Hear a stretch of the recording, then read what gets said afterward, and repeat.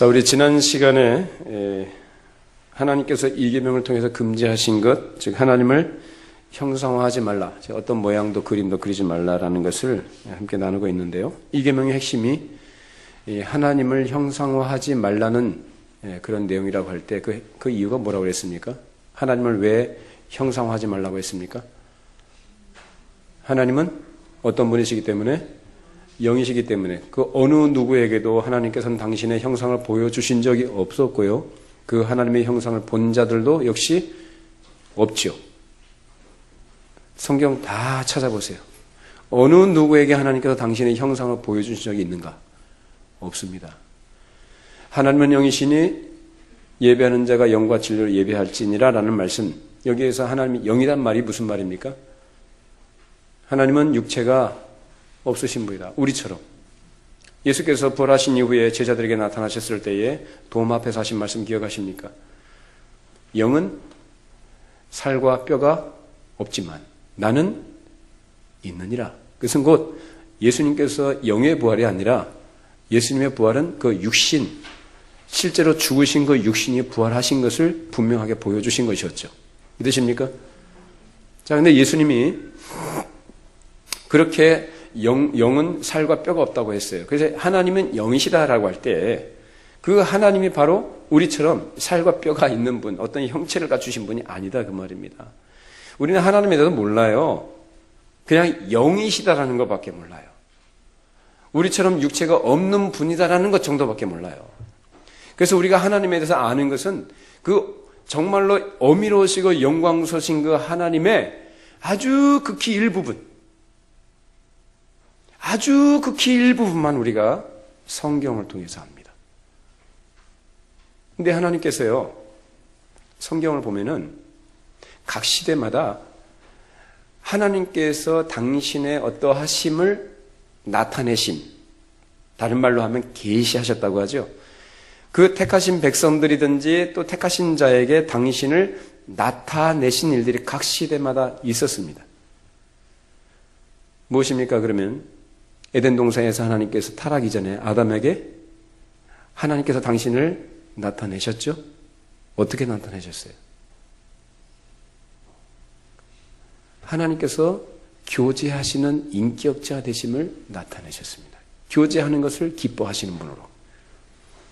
그래서 하나님은 각 시대마다 이렇게 자기를 나타내셨는데 형상이 없으신 분이, 어떤 모양이나 형체가 없으신 분이 자기를 나타내시는데 어떤 방식으로 나타내시냐면은 당신만이 가지고 계신 독특한 속성, 다른 말로 하면 쉬운 얘기를 하면 하나님만이 가지고 계신 특질들, 특성들, 그런 것들을 조금씩 보여주십니다.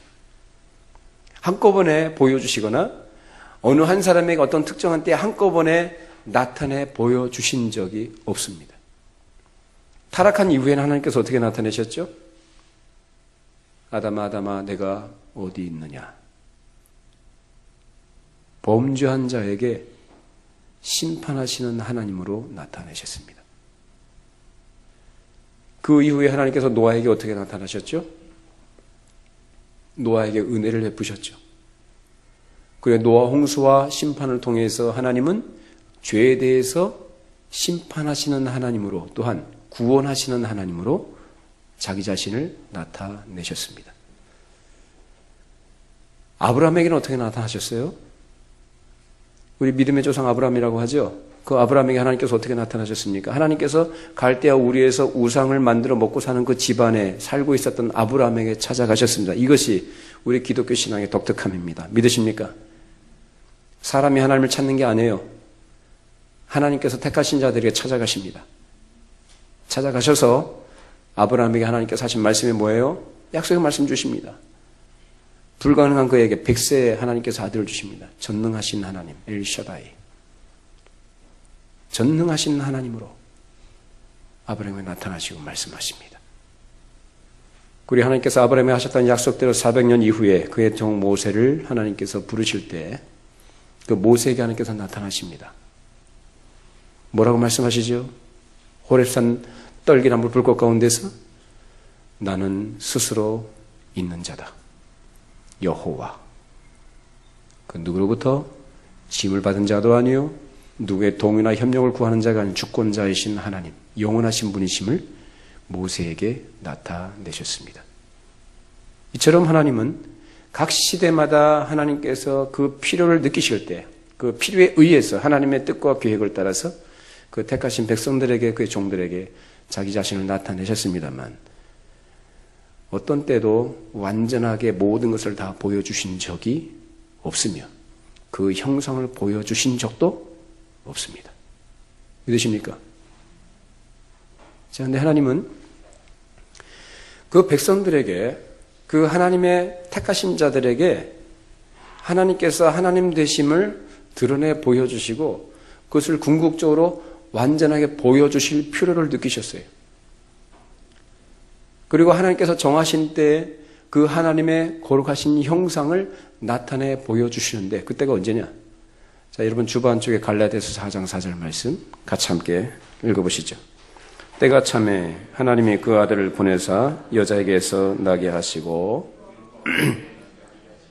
자, 여기서 보시면 그 아들을 보내셔서 여자에게서 나게 하시고 그 어느 때에도 하나님께서 당신 자신의 형상을 완전하게 드러내 보이신 적이 없는데 이제 하나님께서 정하신 때에 누구를 통해서? 그 아들 예수 그리스도를 통해서. 그 아들을 누구에게서 나게 하십니까? 여자에게서. 왜요? 왜 여자에게서 나게 하십니까? 여러분 여자에게서 안 났나요? 다 여자에게서 났습니다. 여기서 말하는 여자는 그 여자가 아닙니다. 처녀 마리아의 몸에 성령으로 잉태되신 것을 가리킵니다. 이것은 창세기 3장 15절의 말씀을 이루시기 위한 하나님의 일하심이었습니다. 믿으십니까?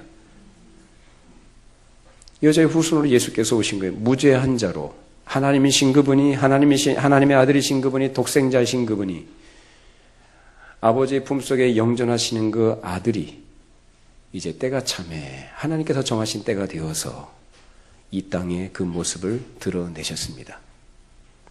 자, 요한복음 1장 18절 말씀.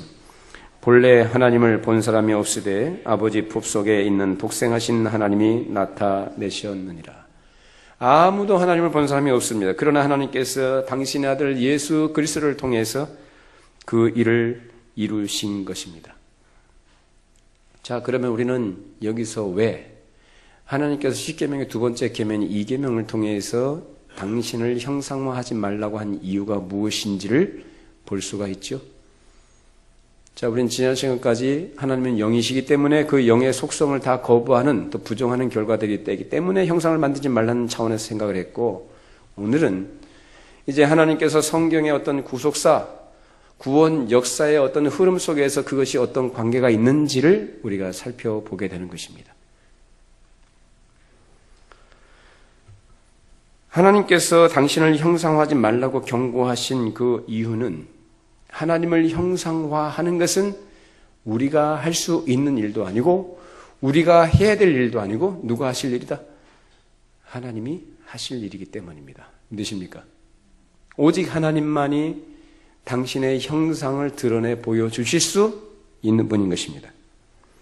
그럼에도 불구하고 사람은 그 옛날 아담이 그랬던 것처럼 끊임없이 하나님과 같아지려는 욕심 때문에 인간의 조급증과 인간의 불신앙과 인간의 그 교만 때문에 그 스스로가 하나님을 형상화하려고 했습니다. 이것을 잘 아신 하나님께서는 이 계명을 통해서 그것을 하지 말도록 막으신 것입니다. 그리고 하나님이 친히 이 계명을 완성하셨습니다. 바로 예수 그리스도를 통해서 당신의 형상을 나타내 보여주신 것입니다. 자, 우리 골로새서 1장 15절 말씀, 예수님이 어떤 분이신지 한번 살펴보십시다. 그는 보이지 아니하는 하나님의 형상이시요 모든 피조물 보다 먼저 나신 이시니. 자, 여기에서 예수님은 뭐라고 합니까? 보이지 않는 누구의? 하나님의 뭐라고 합니까? 형상. 믿으십니까?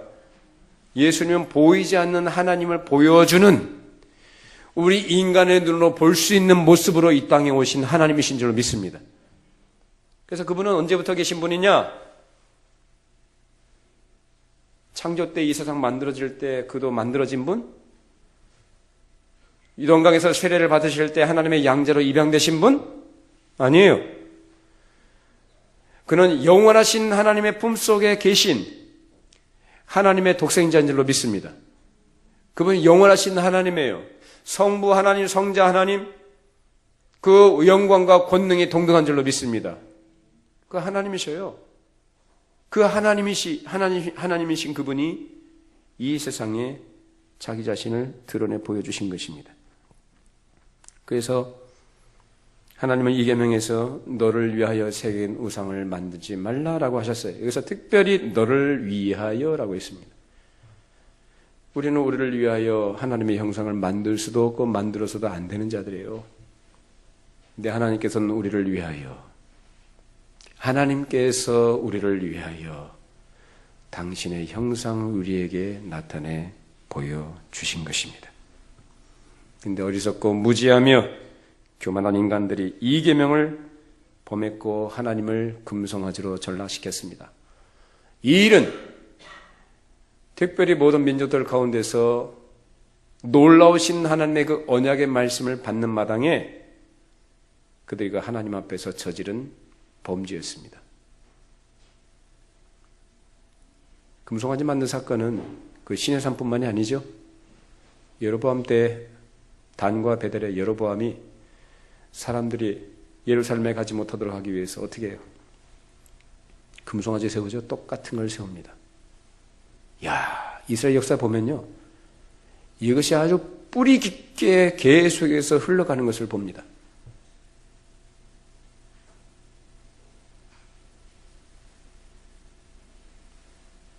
그래서 하나님이 자신의 거룩하심을 훼손하고 영광을 부정하는 그 금송아지 사건에 대해서 크게 진노하시죠. 자, 우리 시편 106편 19절 23절 같이 함께 있습니다.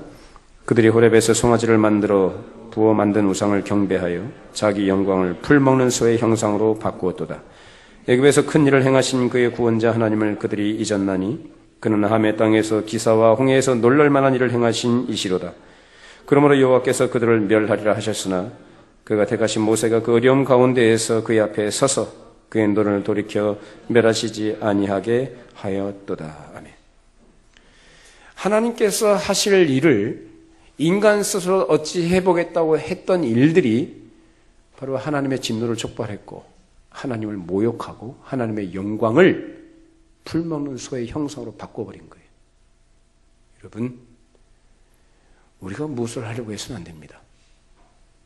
하나님께서 하셔야만 할 일, 하나님께서만 하실 수 있는 일, 그것을 우리는 인정해 드려야 합니다. 그게 뭐냐? 믿음입니다.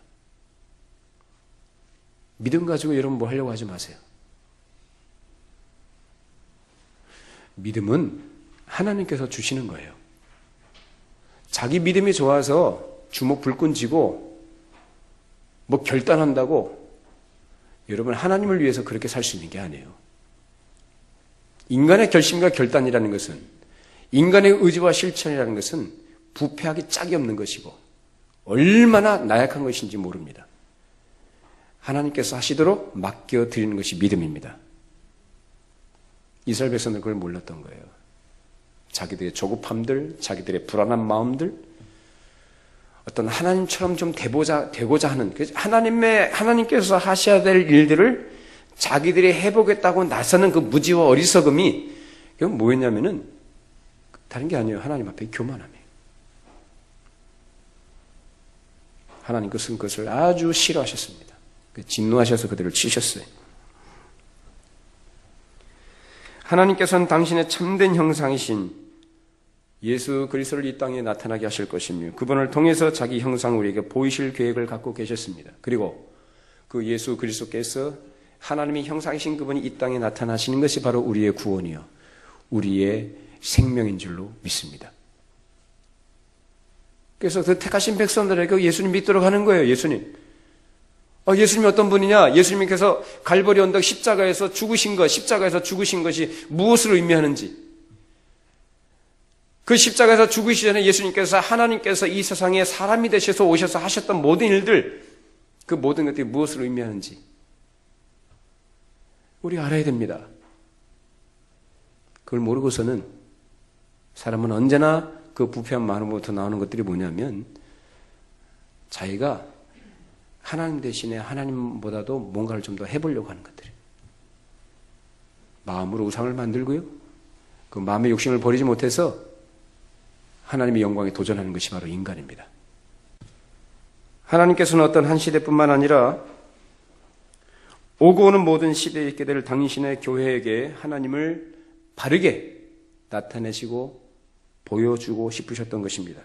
그래서 그 방법은 오직 당신의 형상이신 그리스도를 통해서 가능한 일이었고, 그래서 하나님은 인간이 자기들 마음대로 하나님을 형상화하려는 것을 애초부터 구약시대부터 금지하신 것입니다. 오직 하나님만이 자기 형상을 온전하게 나타내실 수 있는 분이기 때문에 그 하나님을 대신해서 하나님의 형상을 만들어내려고 했던 자들을 하나님께서는 벌하셨던 것입니다.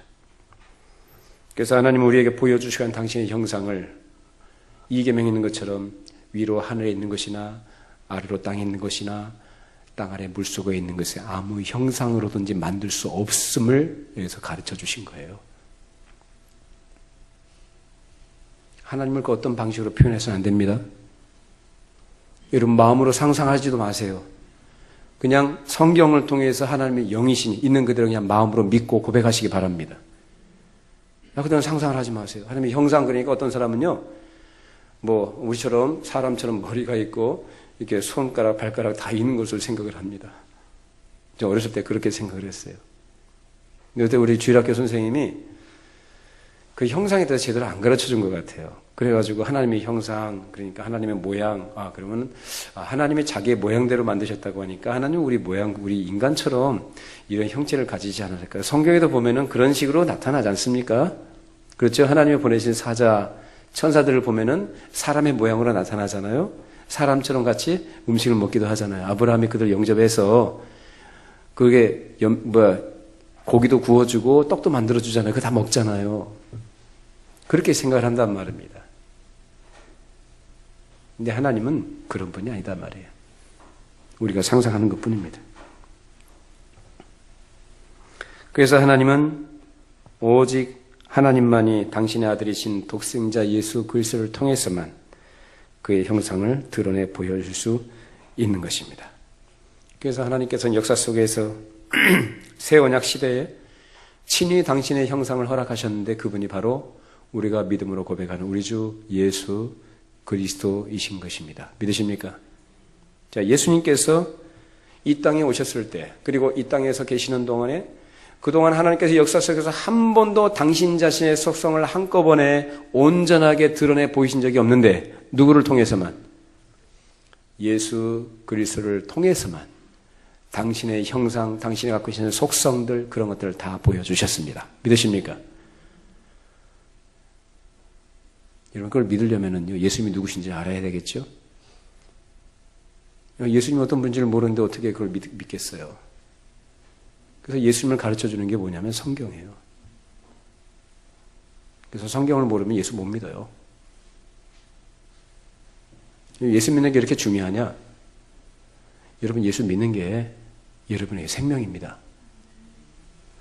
여러분이 세상에 속한 것을 눈에 보여지는 것들, 어떤 형체적인 것들, 눈에 나타나 보여지는 것들에 마음 뺏기지 마세요. 그러던 것은 정말로 험한 것들이고 썩을 것들이면 영원하지 않습니다. 그러나 하나님의 형상이신 예수 그리스도를 바르게 알고 그를 믿는 자들은 영생을 얻는 것입니다. 영원히 썩지 않은 영광에 들어가게 되는 것입니다. 우리는 사실 믿어야 되는 거예요.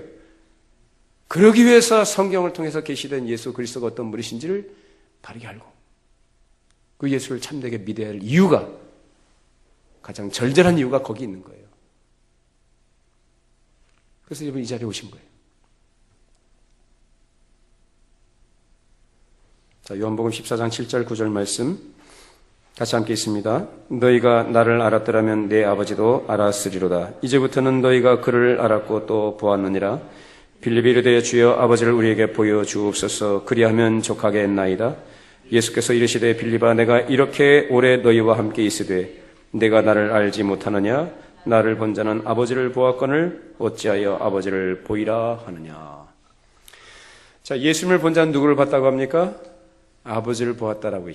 참 그 당시에 사람들 참 복된 사람들 아닙니까? 예수님을 직접 옆에서 보잖아요. 자기들 육신의 눈으로 보잖아요. 그러니까 빌립이 뭐라 그래? 아버지를 보여달라고 하니까 왜 아버지를 보여달라고 하느냐? 나를 본 자는 누구를 봤다? 아버지를 봤다. 왜요? 예수님 자신이 하나님의 형상이시기 때문입니다. 그러니까 예수님을 본 자들은 아버지를 본 거나 마찬가지다 그 말이에요. 그러니까 달리 보려고 하지 말라는 거예요. 자, 그러면은 그 예수님의 하나님의 형상이라고 한다면 이 땅에 계셨다고 하잖아요. 그러면 이 땅에 계시는 동안에 예수님이 실제로 우리 눈에 보이는 가시적인 형태로 존재하신 분인데, 뭐 그 하나님을 형상하면 안 된다는 건 알겠지만 그 예수님은 어떻습니까? 예수님을 형상화하면 돼요, 안 돼요? 왜 안 됩니까? 왜 안 되죠? 예수님을 형상화하면 왜 안 돼요? 예수님 분명히 우리와 같은 똑같은 사람이셨고 어떤 모양도 가지셨잖아요. 근데 여러분 보면은 우리 예수 믿는 성도들 가정에 보면은 아마 한 집 건너서 하나 정도는 있을 법이라 생각을 하는데 그 예수님의 그 초상화 같은 거 있잖아요. 그죠? 예수님의 어떤 기도하시는 모습이든지 또 어떤 예수님의 어떤 그 생애를 어떤 그림으로 표현한 그런 것들이 있잖아요. 뭐 그런 것들을 놓고 좀 예배하면 안 되겠어요? 그건 좀 앞에 걸어놓고 또 예배하면 좀 더 은혜가 되지 않겠습니까? 어떻습니까, 여러분? 어떻게 생각하세요?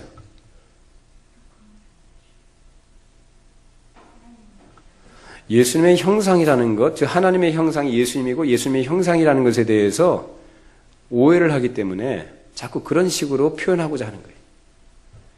분명히 예수님이 하나님의 형상이라고 할 때 그것은 어떤 눈에 보여지는 어떤 형태, 외모, 어떤 풍채, 이런 걸 말하는 게 아니에요. 그래서 성경에 보면은, 복음서에도 보면은 그 예수님에 대해서, 예수님의 육신의 모습 자체에 대해서 별 관심을 두지 않아요. 오직 그가 하신 일, 그가 하신 모든 말씀, 거기에 대해서만 관심을 가지고 그걸 기록하고 있는 것이 바로 복음서예요. 아, 예수님 어떻게 생기셨을까? 흑인이었을까? 백인이었을까? 뭐 별 생각들을 다 하면서 사람들이 추론하고 과학자들이 시뮬레이션이라고 그래요? 뭐 컴퓨터 그래프를 해가지고 뭐 그런 거 갖다 뭐 만들어내기도 하는 뭐 그런 것들이 본 적이 있습니다만은 다 쓸데없는 일입니다. 그건 예수님에 대해 오해를 하는 거예요. 그래서 성경은 전혀 거기에 관심 없어요. 예수님이 뭐 쌍꺼풀이 있느냐 없느냐, 예수님 뭐 식스팩이 있느냐 없느냐, 그런데 전혀 관심이 없습니다.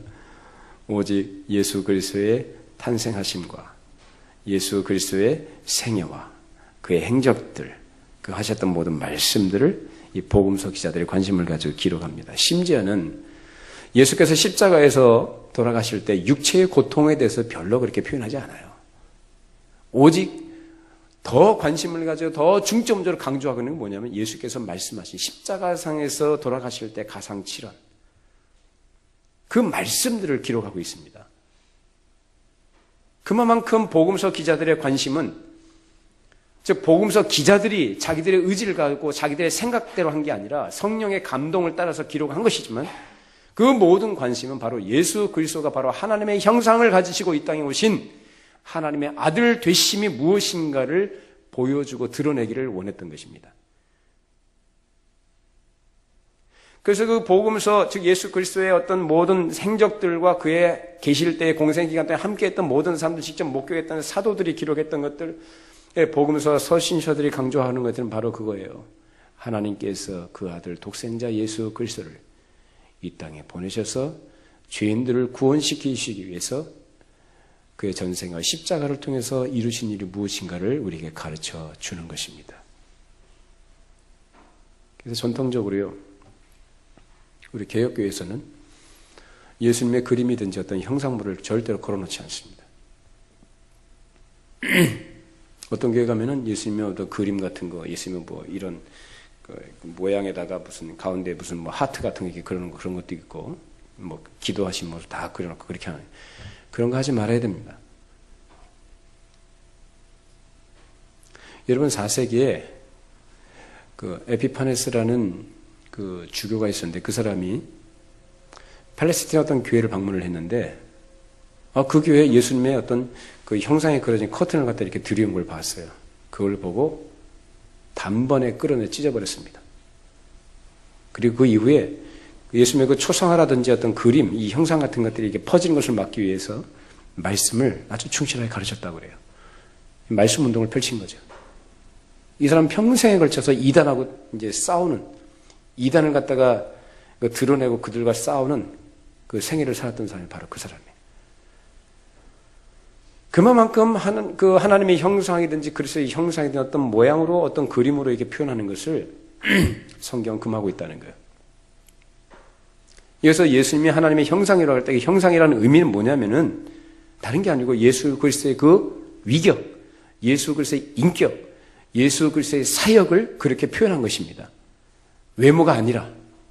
이해되십니까? 자꾸 어떤 사람은 자꾸 눈에 보이는 것으로 자꾸 표현하고자 하는 그런 욕심들이 있다 이 말이죠. 근데 하나님께서 그걸 철저하게 금지하셨어요. 하나님께서 당신의 속성들, 하나님의 형상을 그 아들을 통해서 이 땅에 보여주신 것, 그것으로 만족해야 됩니다. 비록 그 예수님은 지금 어디 계셔요? 죽음에서 부활하셔서 승천하셔서 지금 어디 계시죠? 하나님 보좌 우편에 앉아 계십니다. 믿으십니까? 그 하나님 보좌 우편에 앉아 계셔요. 그 우리 눈에 보이지 않죠? 그 예수님이. 근데 우리에게 그 예수 그리스도의 형상이 우리에게 있습니다. 우린 그것을 가지고 있어요. 그게 뭡니까? 성경입니다. 그리스도의 형상, 하나님의 형상에 대해서 우리에게 우리가 이해할 수 있는 방식으로 우리가 믿어야 될 진리로 계시하신 것이 바로 이 성경인 줄로 믿습니다. 이 성경에 바로 예수 그리스도의 탄생과 그의 생애와 그가 하신 모든 일들과 그가 하신 모든 말씀들이 바로 하나님의 하나님 되심을 드러낸 하나님의 형상이라고 할 때 우리는 이 말씀을 통해서 우리 하나님을 봅니다. 그래서 개혁교회에서는 예배 가운데 가장 중요하게 생각하는 것이 설교입니다. 예배 중에서 가장 중요한 시간이 바로 설교예요. 그 설교 시간에 졸아요? 그 설교 시간에 딴짓을 해요? 그 설교를 갖다 지루하게 생각하고 재미없다고 합니까? 오늘날 교회 문제가 어디 있느냐 하면 말씀을 소홀히 한다는 것이고 말씀을 소홀히 하니까 예배가 이벤트가 돼버려요. 자기중심적으로 자기 기호에 맞아야 되고 자기 취향에 맞아야 되고 그래서 말씀도 자기가 듣기 좋은 말씀이어야 돼요. 자기 자존심 건드리는 건 못 견뎌요. 그 사람은 거듭나야 돼요. 거듭난 사람은 하나님 말씀 앞에 자기 자존심 내세우지 않습니다. 그래서 말씀을 통해서 그래서 이 강단에서 선포되는 것은 오직 하나님의 형상이신 예수 그리스도와 그의 십자가의 복음인 줄로 믿습니다. 그것이 하나님을 바르게 알게 되는 것이고 우리가 하나님을 바르게 예배할 수 있는 그런 믿음을 갖게 되는 수단이기 때문입니다. 그래서 이 설교 강단에서 다른 얘기하면 안 되는 거예요. 예화도 필요하겠지만 너무나 예화 위주로 그냥 예화 릴레이, 그냥 예화로 그냥 다 채워진 설교도 있고 어떻게 하면 세상에서 성공할 것이냐, 어떻게 하면 내가 만족하고 행복한 삶을 살 것이냐, 어떻게 하면 행복한 가정을 이룰 것이냐, 철저하게 자기중심적이고 인간적이고 육적인 그런 차원에서 사람들이 어떤 교훈을 듣기를 좋아하고 그런 것들을 좋아하니까 교회에서는 강단에서 적당히 타협해서 성도들의 귀를 즐겁게 하고 만족시켜줍니다. 그건 정말 잘못된 겁니다. 교회가 타락하고 변질되는 건 다른 게 아니에요. 말씀입니다. 좋습니다. 교회가 여러 가지 좋습니다. 다 잘하면 더 좋겠죠. 그러나 어떤 것도 양보해서는 안 되는 것이 바로 바로 말씀입니다. 이 설교가 선포되는 말씀을 통해서 하나님께서는 당신의 형상, 당신의 거룩하심, 당신의 속성들, 당신의 거룩하심, 이 모든 것들을 선포하기를 원하시고 그 앞에, 말씀 앞에 모든 하나님의 백성들이 엎드려 경배하기를 원하십니다. 하나님께서 하신 일로 인해서 기뻐하고 감사하며 그 하나님을 찬양하기를 하나님 원하십니다. 그것을 위해서 성도들은 교회에 모이는 것이고 예배에 참석하는 거예요. 그래서 강단이 다른 잡다한 세상의 사상들과 철학들, 세상의 스토리 이런 것들로 어지럽혀지면 안 됩니다. 그건 망하는 거예요. 예수 그리스도를 통해서 얻은 생명이 얼마나 귀한 것인데 그 생명을 그렇게 썩을 것들로 대치해서 연명하도록 합니까? 그럴 수 없습니다. 하나님의 말씀으로만 우리는 생명을 얻고 하나님의 말씀으로만 우리는 하나님을 알아가며 하나님의 말씀으로만 우리는 그를 닮아갑니다. 우리는 그렇게 되어지도록 만들어졌습니다. 하나님께서 우리를 창조하셨고 그리스도를 통해서 하나님의 형상이신 그 그리스도를 통하여 우리를 새로운 하나님의 형상으로 재창조하신 줄로 믿습니다. 그것이 하나님의 구원이에요. 구원받았다고 하면서 교회 출입하면서 자기 나름대로 구원의 확신을 갖고 있고 믿는다고 고백하면서도 이런 하나님의 거룩하심에 대해서 의식도 없고 하나님의 말씀에 대해서 순종하고자 하는 마음도 없다면 그 사람은 자기가 구원받았다고 착각하는 것뿐이지 구원받은 게 아닙니다. 그 사람은 구원받아야 될 사람이에요. 여러분, 하나님의 형상, 지금 굉장히 중요한 주제를 우리가 지금 다루고 있습니다. 가벼운 주제가 아니에요. 그러나 이것이 진리요, 우리 생명인 줄로 믿습니다. 바르게 알아야 돼요. 그래서 하나님께서 우리에게 그렇게 바르게 하나님을 알기를 원하셔서 성경을 우리에게 주신 것입니다. 따라서 오늘 우리 예배 시간에 하나님을 어떠한 방법으로든지 형상화해 놓는 것은 안 됩니다. 예수님의 그림도 필요 없고 하나님이나 예수님을 형상해 놓는 것은 그 어떤 것이라 할지라도 참된 형상이신 하나님과 예수 그리스도를 모독하는 것입니다. 여러분 가정에 혹시라도 예수님의 어떤 그림이든지 그런 거 있으시면요, 다 내려놓으시기 바랍니다. 다 내려놓으세요. 내려놓으시고, 요새는 또 이런 것들에 대한 의식들이 너무 없어가지고, 뭐 교회 무슨 행사라든지 현수막 할 때, 그 예수님 그 어떤 것을 갖다 모양처럼 이렇게 표현하는 것들이 너무나 많아요. 마스코트식으로 막 그려놓기도 하고. 그만큼 의식이 없다는 얘기예요. 찾아요, 우리 교회 성도들은. 그런 일을 주의하시기 바랍니다.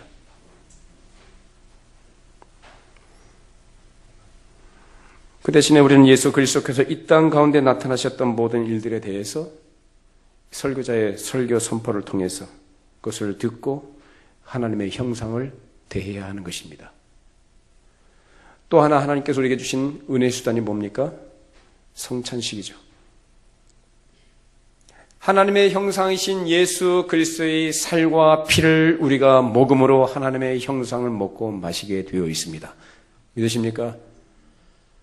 우린 그 성찬에 참여함으로써 예수 그리스도의 살과 피를 먹음으로써 영원한 하나님이신 그 나라에 속한 자로 이 세상에서 하나님 나라 백성으로 살아갈 수 있는 힘과 생명을 얻습니다. 그것이 바로 우리에게 주시는 놀라운 은혜인 것입니다. 그것이 바로 우리가 오늘 지켜야 될 제2 계명이요, 그렇게 말씀을 통해 하나님의 형상이신 그리스도를 믿고 예배하는 것이 하나님의 형상으로 회복된 우리 그리스도인들인 것입니다. 자, 그럼 우리들에게 하나님께서 어떤 약속을 하셨는가? 자, 고린도전서 15장 49절 말씀 같이 함께 읽습니다. 우리가 흙에 속한 자의 형상을 입은 것 같이 또한 하늘에 속한 이의 형상을 입으리라. 여러분 믿으십니까? 이 말씀대로 될 줄로 믿습니다. 우리가 흙에 속한 자의 형상을 입은 것처럼 또한 하늘에 속한 이 누굽니까? 예수 그리스도, 우리가 지금 비록 이 땅에 육체를 가지고 살지만 보이지 않는 하나님의 형상을 가진 자요 결국은 완전하게 될 날이 올 줄로 믿습니다. 그때까지 우리 이 땅에서 오직 보이지 않는 하나님을 믿음으로 예배하며 오직 그 하나님만을 예배의 대상으로 삼고 그분께 온전한 마음과 믿음으로 나아가야 할 것입니다. 하나님께서 친히 우리에게 허락하신 형상이신 예수 그리스도로 말미암아 우리가 예배할 때 참으로 하나님의 찬란한 영광에 들어가게 되는 것이고 거기에서 우리는 삼위 하나님과 함께 놀라운 은혜와 복된 교제를 나누게 되는 것입니다. 요한일서 1장 1절 3절 말씀, 태초부터 있는 생명의 말씀에 관하여는 우리가 들은 바요 눈으로 본 바요 자세히 보고 우리의 손으로 만진 바라. 이 생명이 나타내신 바 된지라. 이 영원한 생명을 우리가 보았고 증언하여 너에게 전하노니 이는 아버지와 함께 계시다가 우리에게 나타내신 바 된 이시니라. 우리가 보고 들은 바를 너에게도 전함은 너희로 우리와 사귐 있게 하려 함이니 우리의 사귐은 아버지와 그의 아들 예수 그리스도와 더불어 누림이라. 아멘.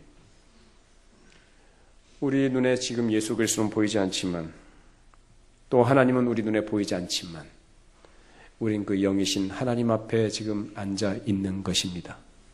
그리고 하나님께서는 우리 눈에 보이지 않지만 예수 그리스도의 이름으로 모인 것에 언제나 함께 하신 줄로 믿습니다.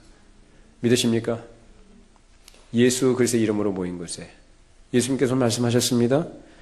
두세 사람이 내 이름으로 모인 것에 내가 그들과 함께 있을 것이다 라고 말씀하셨습니다. 예배 공동체 가운데 하나님께서 함께 하신 줄로 믿습니다. 따라서 우리는 하나님께서 친히 우리를 위해서 우리에게 주신 형상이신 예수 그리스도를 통하여 예배함으로써 이 계명을 지킨다는 사실을 기억해야 합니다. 따라서 예수 그리스도 이외에 다른 방법으로 하나님께 나아가려고 하는 것이 제1계명을 어기는 것이라고 한다면 예수 그리스도 이외에 다른 방식으로 하나님을 보려고 하는 것이 2계명을 어기는 것임을 명심해야 합니다.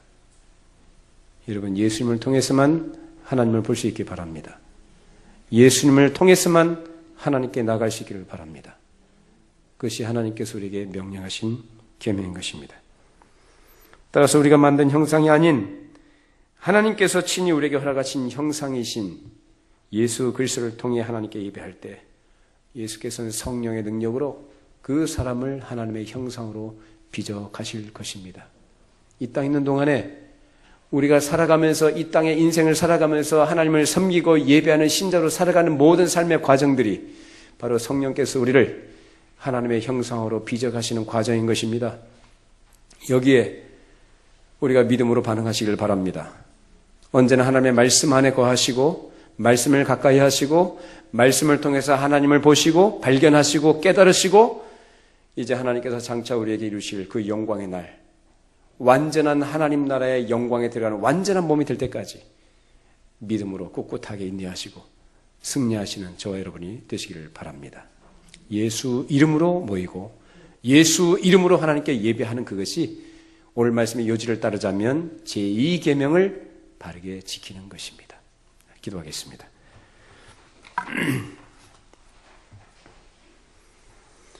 거룩하신 하나님 아버지, 오늘도 우리에게 진리의 말씀으로 먹여주시고 우리의 영혼을 부욕케 하시며 우리 영혼의 생명을 누리게 해주심을 감사를 드립니다. 이 계명을 통해서 하나님의 형상이신 예수 그리스도가 우리에게 어떤 의미가 있는지 알게 해주신 것을 감사를 드립니다. 하나님께서는 당신을 언제 어느 때고 당신 자신의 모습, 당신의 형상을 완전하게 드러내 보여준 적이 없지만 때가 참에 말씀의 육신이 되신 예수 그리스도를 통하여 우리에게 하나님의 하나님 되심을 보여주셨습니다. 이것으로 우리가 기뻐하고 감사하게 하시고 만족하게 하시며 예수 그리스도를 의지하고 바라보며 믿으며 예수 그리스도를 통하여 오직 우리의 영원한 왕 되신 하나님 앞에 감사와 기쁨의 예배를 드리는 종들이 되게 하여 주시옵소서. 그리스도를 통하여 생명을 얻은 자들이 되었사오니 이제 우리의 머리 되신 예수 그리스도께 우리가 언제나 기꺼이 복종하게 하시고 순종하게 하시고 우리에게 주신 은혜를 따라 감사함과 사랑하는 마음으로 주를 섬기는 참된 예배자들이 되게 하여 주시옵소서. 하나님께서 우리에게 정해주신 방법, 우리에게 보여주신 그 어떤 것 이외에 다른 것으로 우리가 하나님을 찾거나 하나님을 보려고 하는 어리석은 자리에 떨어지지 않도록 성령으로 저희를 다스려 주시고 우리 마음과 생각이 언제나 하나님을 향해 나가며 하나님의 형상을 입기까지 우리를 빚어주시고 온전케 하시고 완성된 그날을 우리에게 허락하실 약속을 기대하면서 아버지, 잠깐 사는 이 세상에서 우리 마음 흐트러지지 않도록 어리석고 미련한 어린아이같이 살지 않도록 언제나 좀 더 성숙한 마음과 참된 신앙과 믿음으로 깨끗한 마음으로 주를 보게 하시고 주를 섬기는 참된 예배자들이 다 되게 하여 주시옵소서. 예수님의 이름으로 기도하옵나이다. 아멘.